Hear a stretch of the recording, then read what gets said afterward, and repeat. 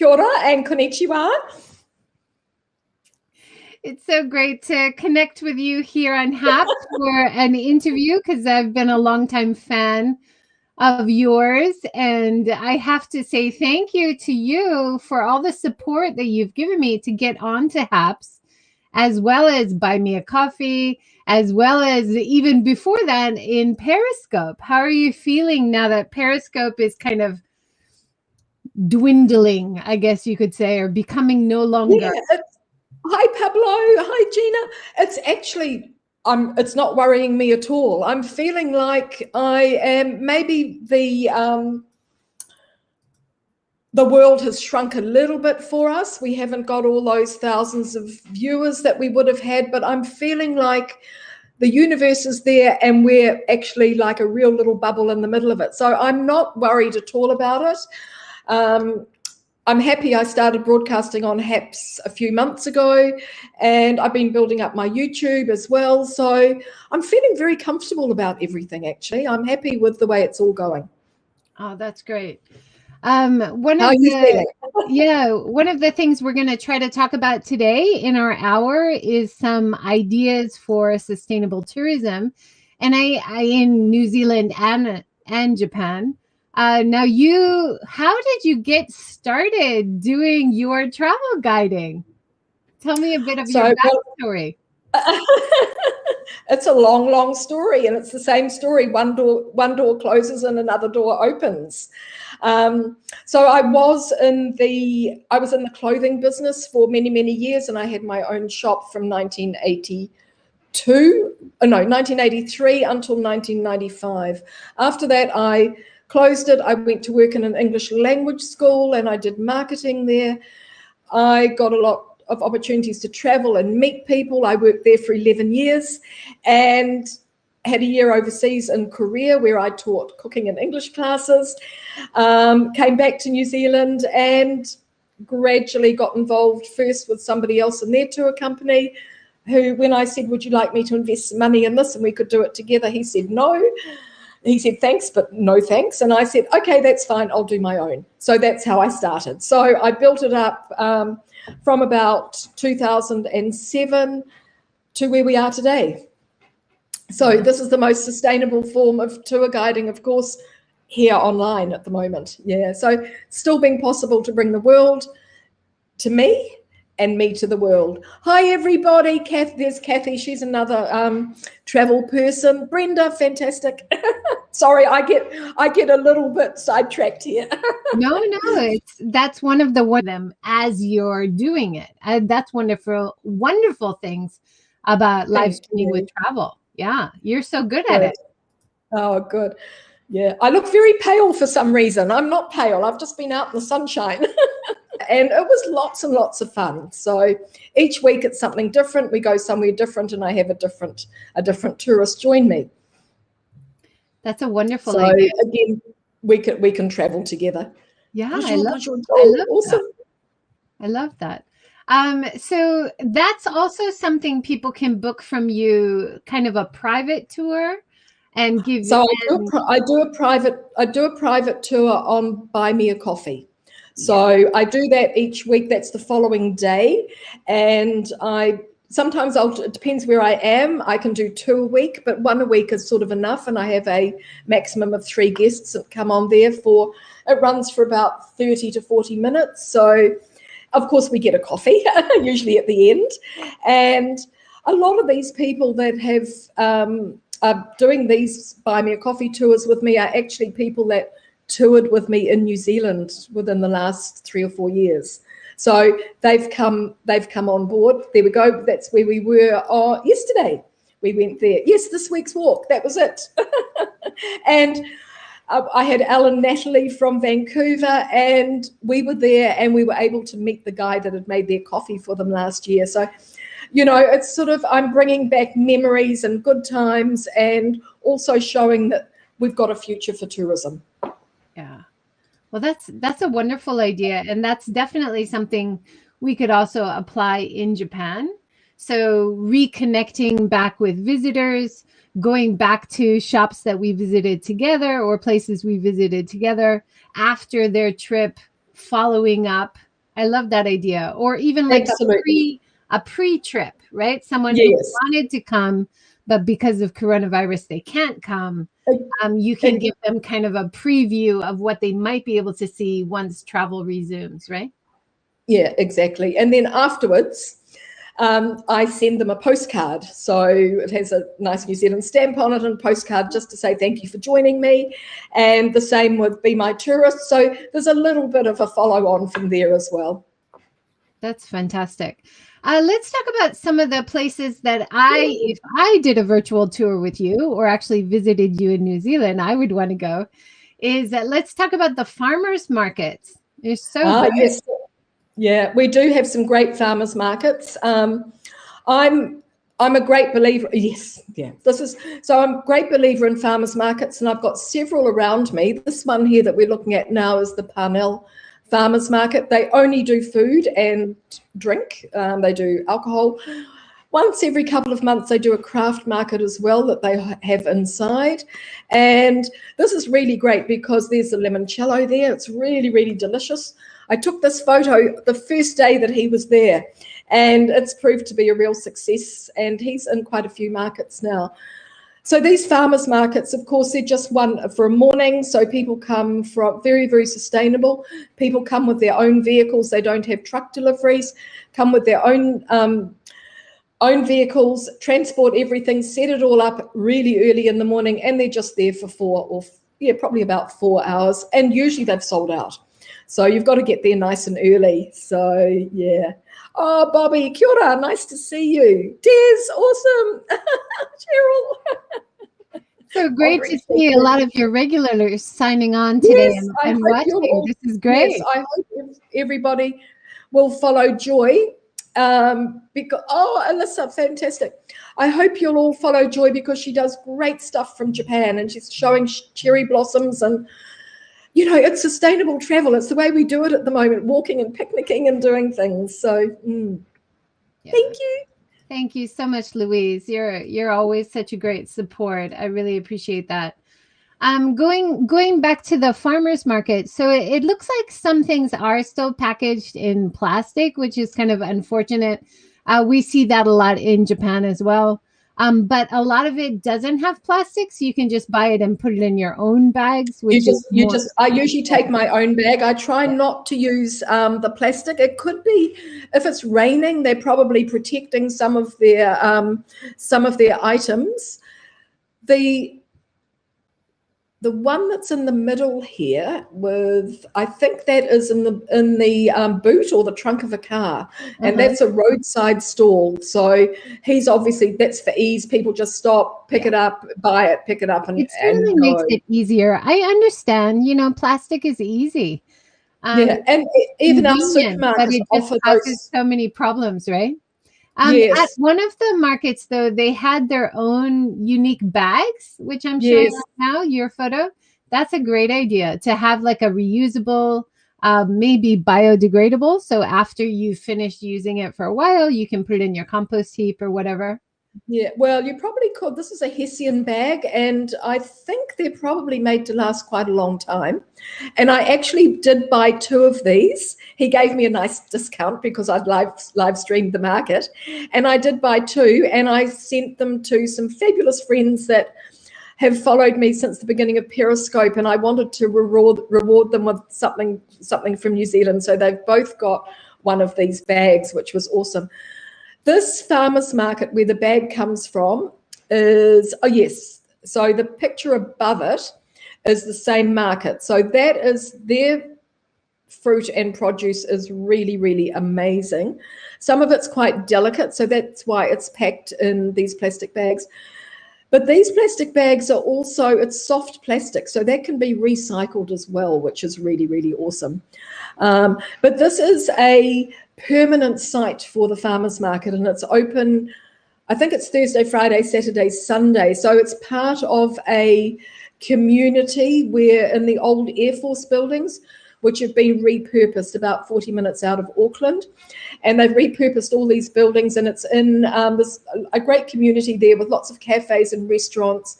And we don't need to drive there. We can get the ferry up to the top of the harbour and the ferry just comes in right there. So it's quite a great little space to have something that is dedicated solely to food.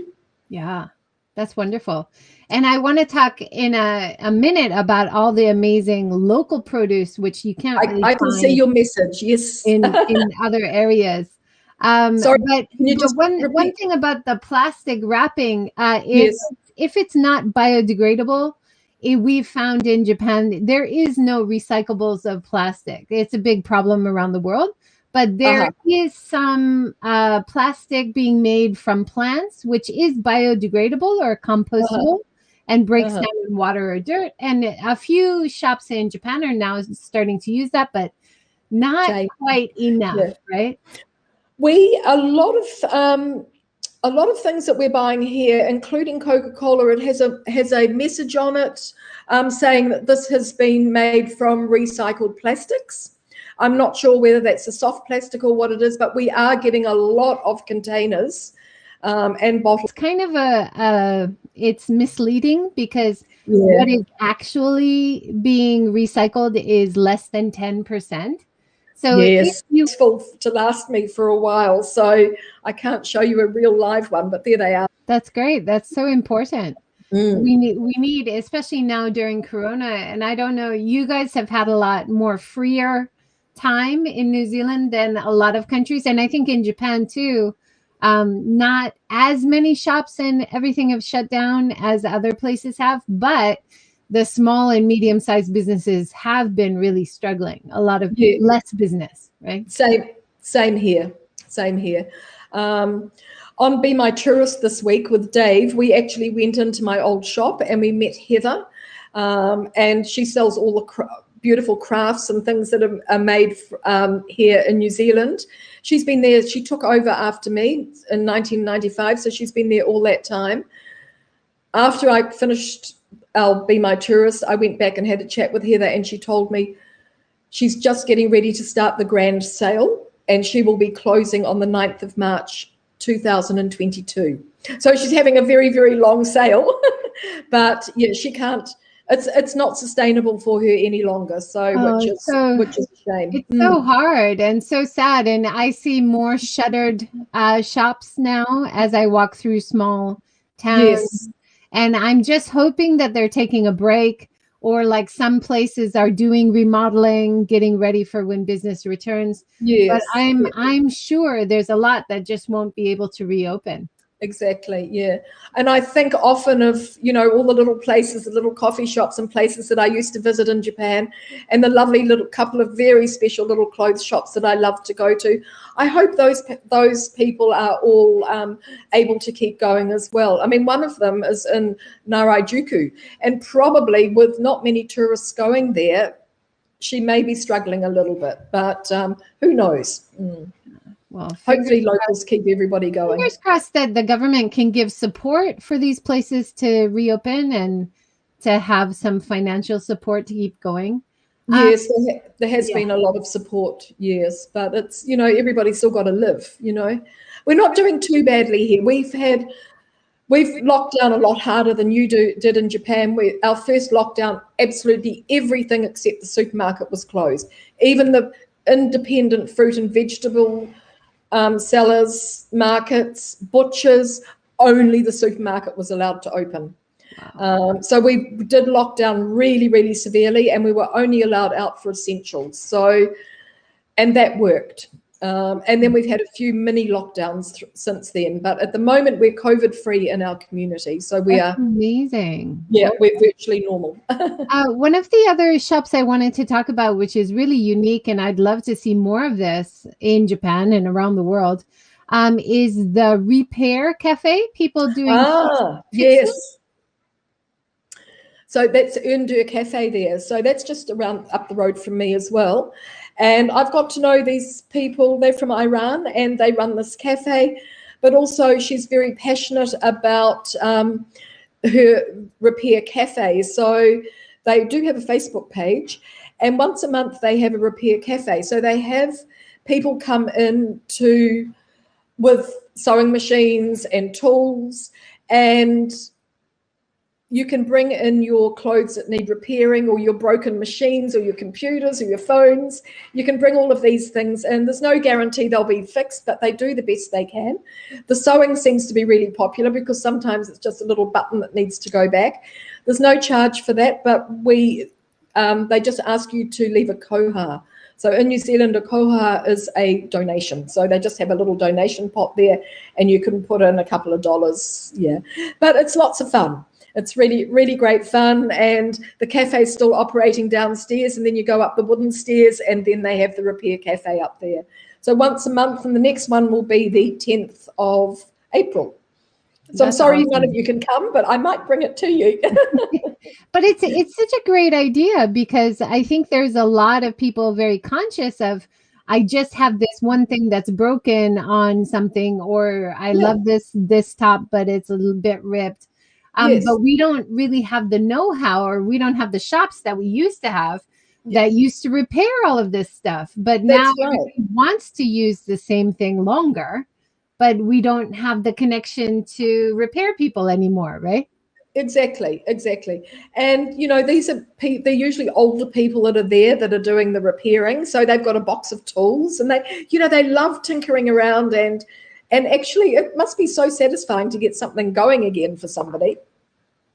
Yeah, absolutely. I'm starting to see more repair shops around here. Also companies like Patagonia, they always have a repair area inside their shops where you can get some advice how to repair the jackets or things that are from their shop that need a little bit of work. The idea of using things longer, so not just cradle to grave, but cradle to cradle, reuse it over and over again, is definitely the best way to go. Yeah. I went to a wedding.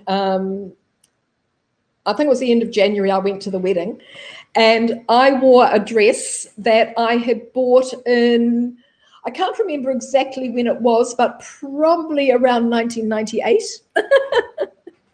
And I bought this dress. I was going to Thailand, and I bought this dress, and honestly, I've probably not worn it a lot, but every time I get it out to wear it, it is just perfect, and it still fits me.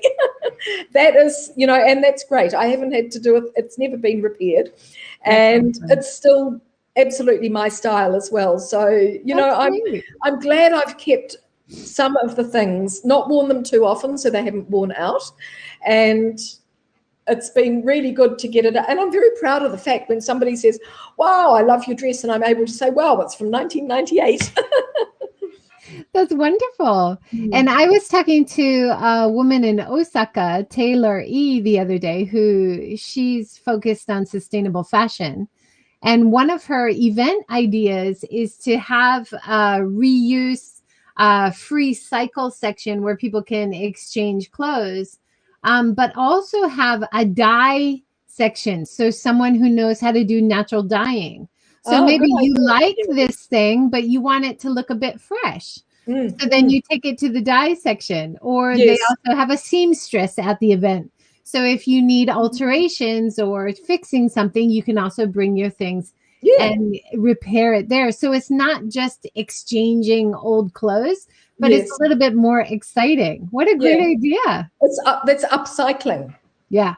Upcycling, a tuck here, a tuck there, and hey, it's all new. Fantastic. I love it.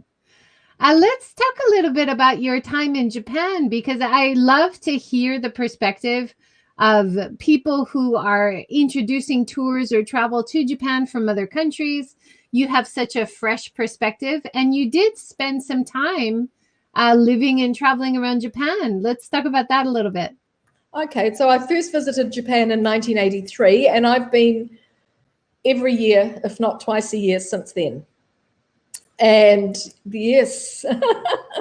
That's wonderful. Fujisan, yes. I had a day there with, the last time I was in, second to last time I was in Japan was Jean-Jacques from Canada. He was there with me. So, I've been lucky enough to spend a lot of time in Japan. My two sons live there.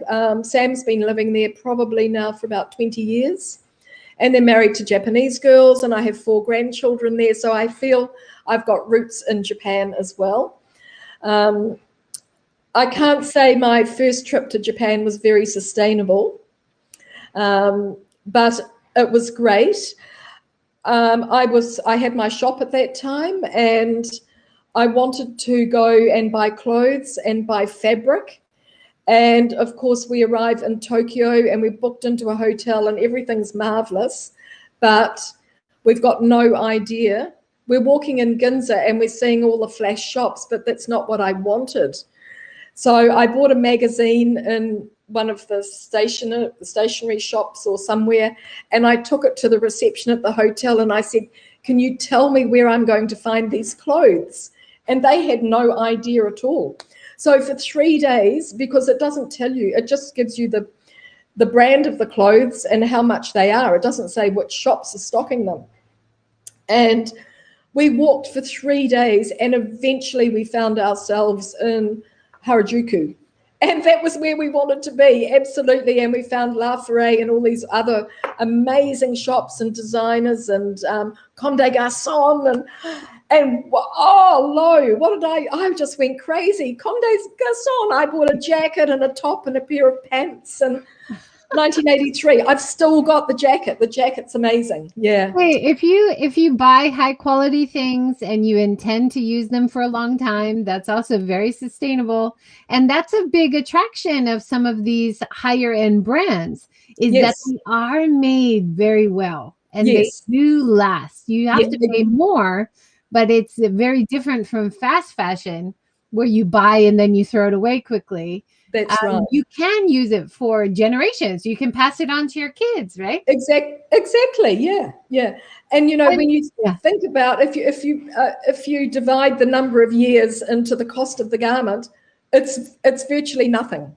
Yeah. So you're really getting your money's worth out of something. And if you look after it and hang it nicely always and keep it nicely aired out and get it out occasionally and admire it and just put it on and walk around the house, you still enjoy it.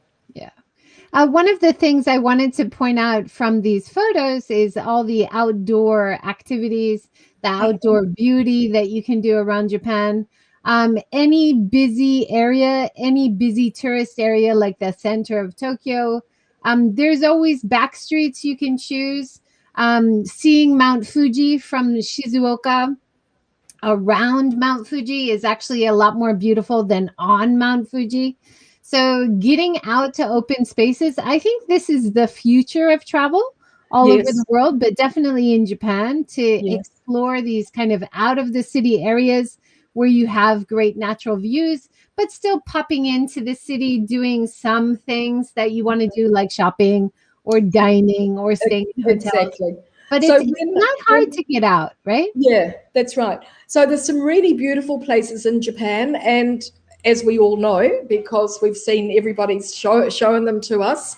And I mean, one of the things are the rooftop gardens. The rooftop gardens are amazing around Tokyo, and it's just a matter of finding out where they are and how to get there and what hours they're open, and you can take a little picnic lunch up there. But also now when I am escorting people around Japan, I always stay in Shinjuku, and Shinjuku's never really been a favorite spot of mine, but I always stay there for the convenience because most trains that we want to catch leave from there. There's always somewhere to eat. It has these beautiful hidden spots, but it also has all the flashing lights as well. I'll just digress for a moment. Everybody, if you haven't seen on Netflix I think it's a new show, and it's called The Midnight Baker. Not Midnight Baker, sorry, Midnight Diner. Watch it. It is amazing. It's set in the back streets in Golden Guy, and it's about a guy who opens a little restaurant every night from midnight until 7 a.m. He has one dish on the menu. Watch it. It's amazing. And it makes me feel as if I'm in Japan, all the people. But anyway, I digress. No, that's perfect. That's a perfect segue to something I wanted to talk about. Is that longer opening hours is also really key for post-COVID travel. So like one of your photos, you've got daytime cherry blossom viewing, probably in Kyoto. It's quite a famous place. And then nighttime as well. Yes. So having these light up events at beautiful scenic places, even if it's not cherry blossom season. If there's Yes. nice water features and trees and traditional shrine or pagoda or temple, it's scenic enough to really draw people. And then you can spread out how many visitors are there at the same time, which is more sustainable. Exactly. And it's not just for one night, it'll be over a week or 2 weeks while that season. Yeah. So you can plan a little bit ahead, and you can walk there. You can walk everywhere in Japan, which is amazing. So Or just rent bicycles. A lot of the rental bicycle companies in Japan. Yes. It's really nice, especially somewhere like Kyoto where things are Yes. kind of spread out. Yes. It's actually really nice to cycle around or walk around. Yes. Yeah. Yeah. And Kyoto, it has all the very famous temples and palaces. One of my favorite areas, I can't remember it's where the Oilans were. Oilan, is that another form of geisha? It's near the fish market in Kyoto anyway, in that area. It's near Hanazono, and I just love getting off the train there and walking through all those back streets and these fabulous shops with handmade pottery, and they're serving coffee inside and they're talking to you, and that's the sort of travel I love. I can skip a palace any day for a walk and a coffee and a chat. I look forward to when we can use technology in a way to help us avoid crowds as well. Yes. For example, when you're using Google Maps to find somewhere, it should know how many data is being collected on certain streets, which means that that's busier. And it should suggest you take a back street, because I love back streets in Japan. I love getting lost. So interesting. And there's no reason this one busy back street is any more interesting than the next not busy back street, right? So it's always worth taking a back street. That's exactly. A great I love getting lost in Japan. I love getting lost, because you're never lost really, because you just walk a little bit further and you're going to come to another subway station. So it's getting lost is one of the best ways to travel, I think. Yeah, absolutely. Yeah. Let's talk about food a little bit. When you're in Japan, it looks like you were at a hotel eating a buffet. And buffet is always very attractive for people staying in hotels. And this one had a great view. It looks like big windows. This is the Park Hyatt in Tokyo. So this is where Lost in Translation was filmed. So with my tour, I always include one posh lunch. And we have a choice between the Park Hyatt Hotel or Tofuya Ukai, I think it is, which is in Roppongi near the Tokyo, not Roppongi, no, it's near Tokyo Tower anyway. I'm losing it as far as Japan goes. I need to get back. No problem. That's why I'm here. I love the Ask Park me anything. Hyatt. Yeah. I love the Park Hyatt. I love hotels. I really love hotels. I'm not a fan of Airbnb at all. Airbnb works for me if you're going on a holiday and you want to stay somewhere for a week or 2 weeks and you want to be comfortable and be at home. I love hotels because they cater for travelers. Hey, why not treat yourself occasionally? It doesn't need to be expensive. Hotels, you know exactly what you're getting. You don't have a big cleaning fee at the end. And, hotels are fantastic, and they were purpose-built for traveling. So the other thing about Airbnb is... I thought this hotel might be the Nippon Daira, No. which is an area, it's only about an hour by train from Tokyo, and it has a beautiful view of Mount Fuji and the bay below, and it has these big windows next to the buffet. Definitely having places with natural light. Yes. That saves a lot of the energy cost, exactly. But it's also it's more comforting and more comfortable, and not feeling like you're in an enclosed place. Yes, yeah. And this buffet is really, it's very sustainable as well, because you order a main. So they have 5 or 6 different dishes that you can order, and they're beautifully presented. And then the buffet is the the starters and the salads and the dessert. So there's not a lot of wastage in terms of big bowls of food. And I like the idea that something is cooked fresh for you rather than just sitting around waiting for you to eat it. I'm not sure with COVID, because buffets have sort of gone out of fashion a little bit now. I'm not sure how they'll be managing. But Park Hyatt have also been very kind to me with live streaming. Nice. And they've let me walk around and show the kitchen and show the food. And then they started following me on Twitter, and they were retweeting everything. So I've been really lucky with them. So I've been lucky with everybody, really. It's been great. Yeah, that's great. I'm loving seeing all your comments, everybody. Yeah, wonderful comments. Really enjoying seeing everybody here. One of the things that I always look for, or I do some consulting with hotels and accommodations sometimes, is try to have loads of local veg, local fruits, coastal fish, or stream fish, which is more popular in Japan. Not using the fish from the big trawlers, which we all know is a problem around the world. Not having so much imported meats. If you do have meat, maybe having some wild meats. They have a real thing with wild boar in Japan. There's too many in the forests and in trouble for residents in rural communities or farmers. So wild boar has become more on the menu. Things like having refill areas for water bottles. Your room, having a refill glass bottle instead of a plastic bottle. There's a lot of small things that hotels can do that really have a great influence and impact. So, no, that's fantastic. Actually, one of my daughters-in-law, her father has a gorgeous, both the father-in-laws are involved in food. One is in the fish industry, and the other one has quite a famous restaurant up in Shiojiri. So, and of course, I have never said no to any food that I've ever been offered in Japan. I've eaten everything, so don't worry. I can eat everything. So you can imagine all the things that I've eaten. But because I love offal, just can't remember the Japanese term for it now. But so I'm off the farm. Yeah, horumon, it's called. I see here you've got a kaiseki. It might be maybe vegan. Is this shojin yori? It is, yes. This is in Koyasan. Beautiful. And I just talked to an author the other day who talked about forest foraging culture in Japan. And she went to a restaurant that was famous for bamboo in Kyoto. And she had 11 courses featuring different kinds of bamboo shoots. Amazing. Wow. Gorgeous. Yeah.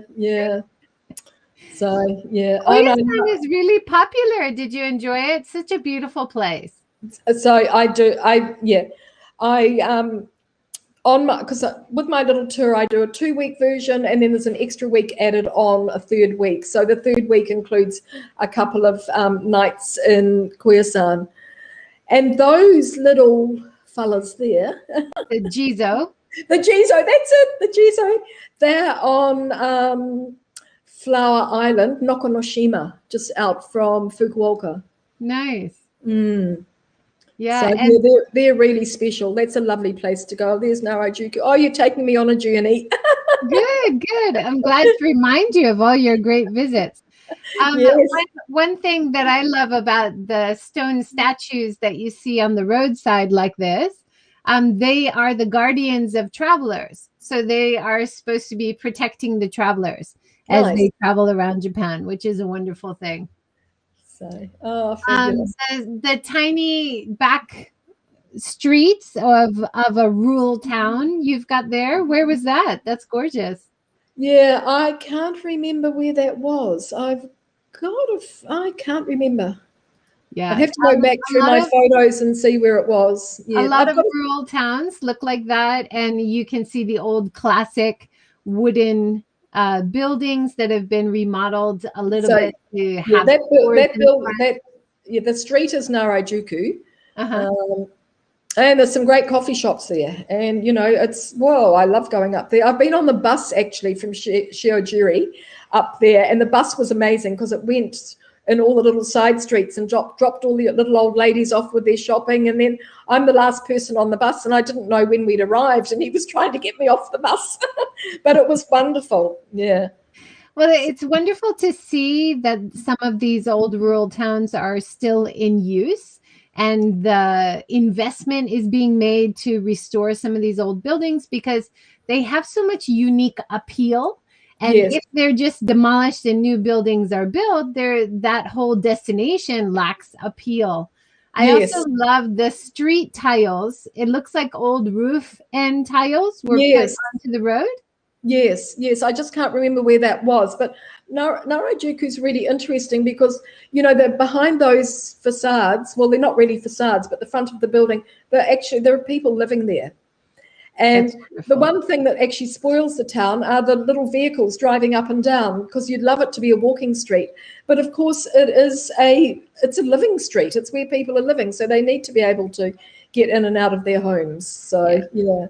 And I'm just so happy when I see that, the reuse of things that sometimes you see in a town, you see the old buildings kind of falling into pieces, and then nobody's reusing these ornate, designed, you know, high quality pieces that you can use in other ways. So it's so nice to see innovation, people putting it down into the path or using it on different parts of the house. I love that. Yes. Yeah. No, it's got a great atmosphere up there, and the lovely little river that runs through, and they've rebuilt the arched bridge. That area up in Nagano is really historical. And, you know, last time with Jean-Jacques, when we were there, my son came with us, so he was our driver, and we borrowed the father-in-law's flash car and off we go to Narajuku. And on the way back, we went into another little area, and there were all these 5,000-year-old buildings, thatched buildings in the history. They'd rebuilt the town, but, you know, had originally been 5,000 years old.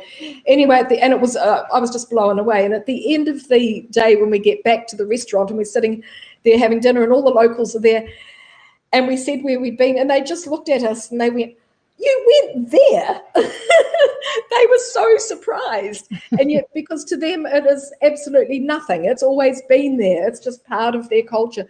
To us, it was amazing. It was just gorgeous. That's wonderful. And how can you not respect something that's still standing after 5,000 years? That's amazing. Exactly. Yeah, all clay and thatch, and it was really, really gorgeous. Last Friday, I talked to Dave in Osaka, and he was visiting a village outside in Fukushima Prefecture in the Tohoku area. Yes. And it had that thick thatched roof, really thick for insulation, and you just don't see those anymore. Yes. But a lot of them have lasted a very long time. Yes. Yeah. They do need a bit of maintenance, though. And we have new ones here. So you have to have a combination of stone instead of too much dry wood around, right? Yeah. There we are in Osaka. I'm with Keizo there.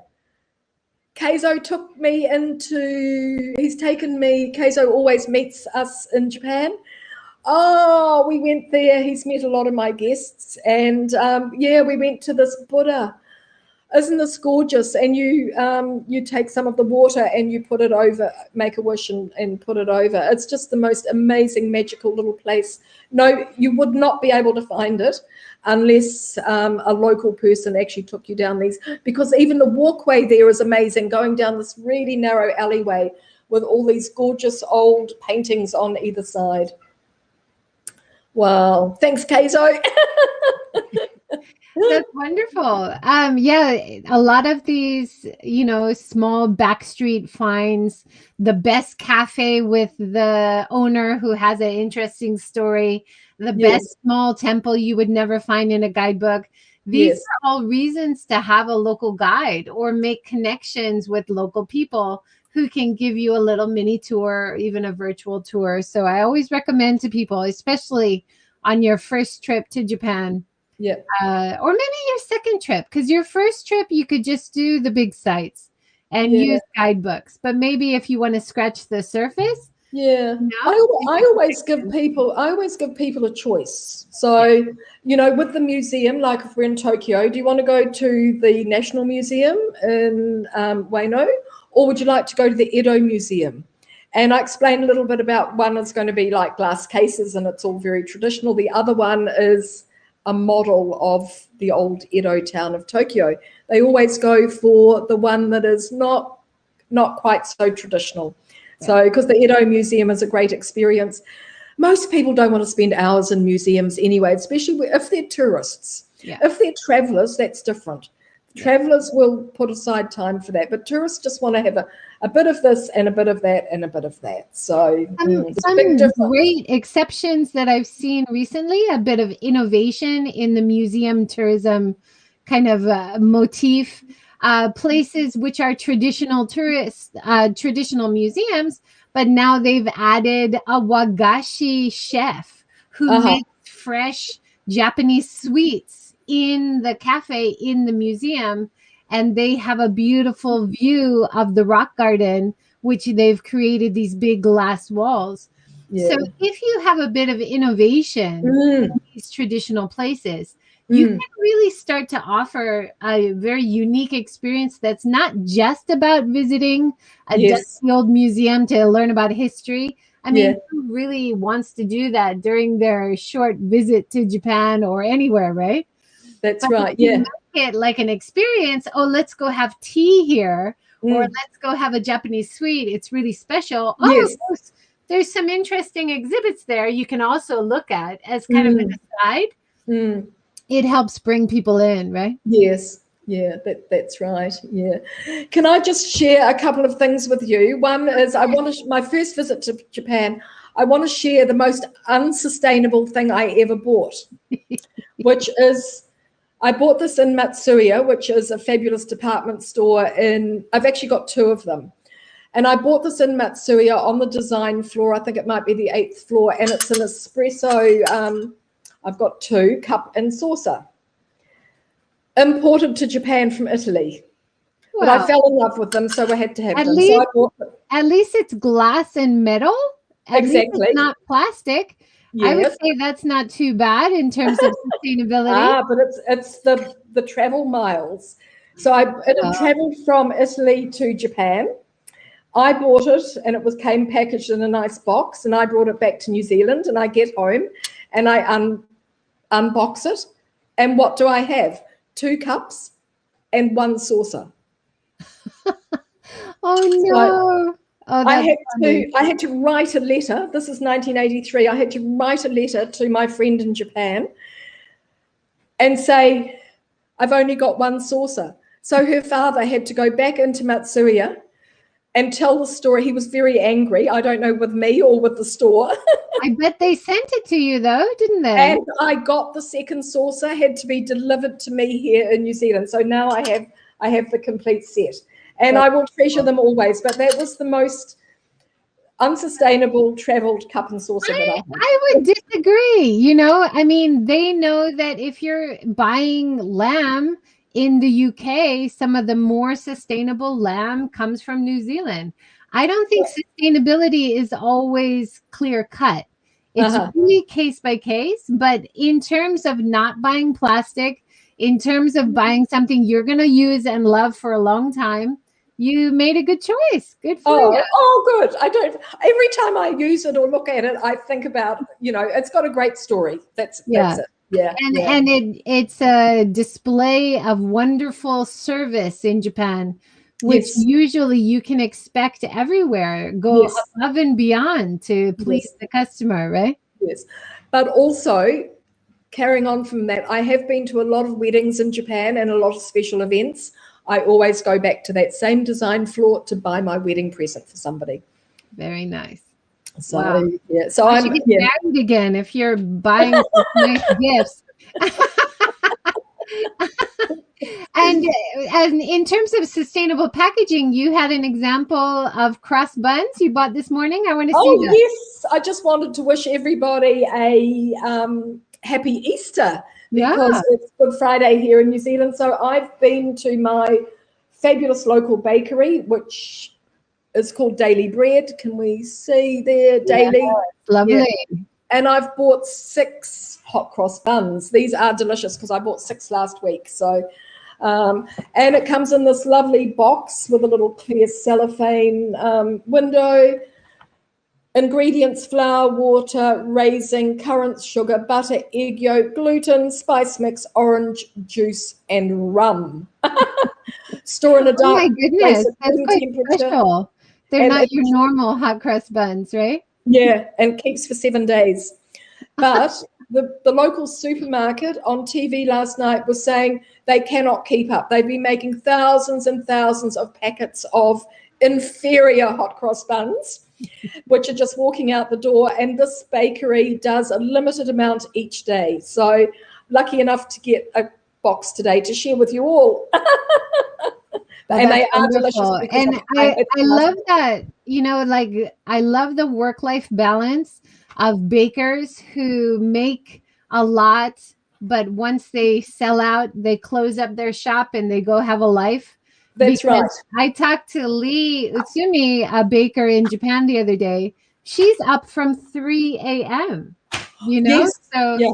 It's wonderful to hear that a bakery will sell out and then they'll go and take a nap or enjoy their day. Look at that.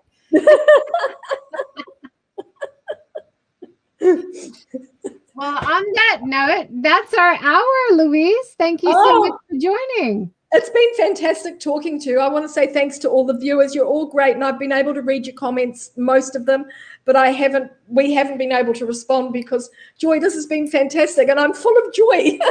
Good. Well, I really get so much power from your energy, from your live streams, and from your introductions of so many wonderful places in New Zealand.